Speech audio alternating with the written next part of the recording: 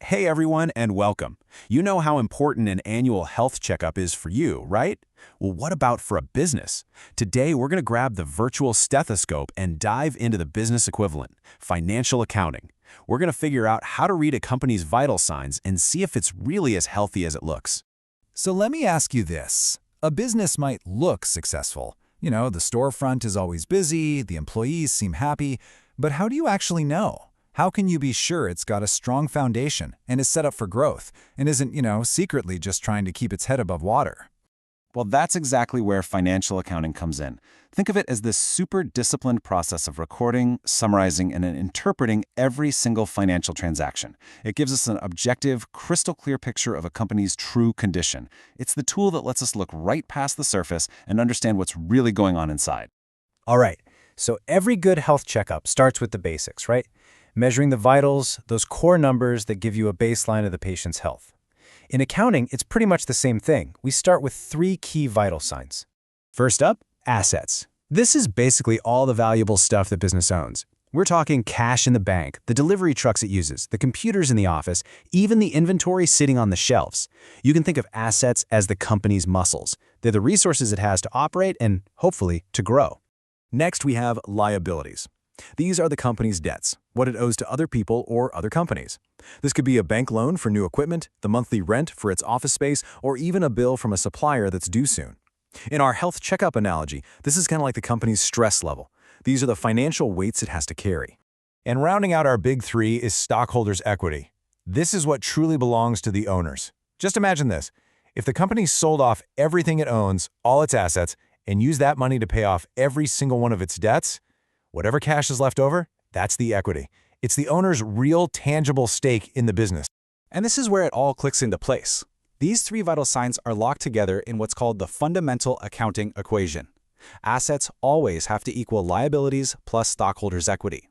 Why? Well, think about it. Every single thing a company owns, every asset, has a claim against it. Either a lender has a claim or the owners do. The 2 sides of the scale must always be in balance. Let's make this equation a little more real. Think about your own car. The total value of your car is equal to the loan you still owe to the bank, plus the down payment and whatever you've paid off so far, right? It's the exact same logic in the business world. The value of a company truck is equal to its loan, which accountants call a note payable, plus the owner's investment in it. See? The logic is identical. Okay, so we've got our vitals, but how do we track them over time?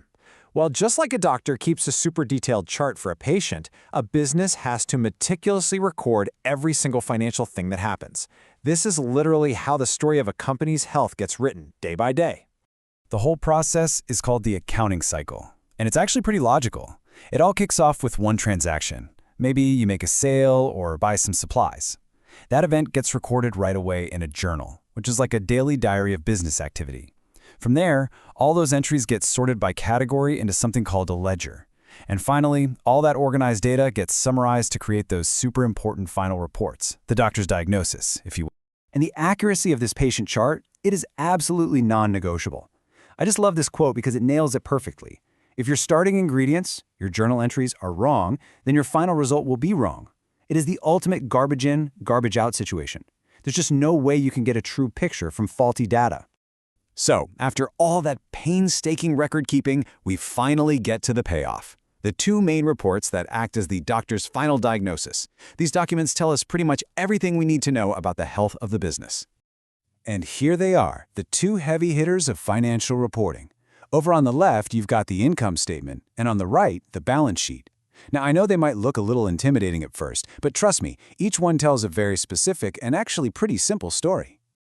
So what's the difference? Okay, think of the income statement like a video.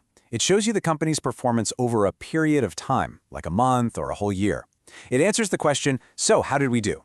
The big number everyone looks for is the net income, or the bottom line profit. The balance sheet, though, is different. It's like a snapshot. It freezes a single moment in time to show the company's exact financial condition, proving that assets really do equal liabilities plus equity. It answers the question, where are we standing at this very moment? Okay, so we have the diagnosis. But a health report is totally useless if you don't do anything with it, right? The real power of these reports comes from using them to make decisions and steer the business towards an even healthier future. So, why does any of this really matter? Well, because financial accounting is basically the universal language of business. It's not just about crunching numbers. It's about telling a story. It takes all the raw data of a company's actions and turns it into a clear measure of performance. It gives leaders the insights they need to make smart calls. And ultimately, it's the proof of whether a business is actually creating value or if it's just spinning its wheels. So, having a solid grip on financial health is clearly the foundation for any business. But that brings us to a really interesting question for today's world. Beyond the balance sheet, what other vital signs, things like customer happiness, employee morale, or how fast they're innovating, does a business need to track to not just survive, but to truly win?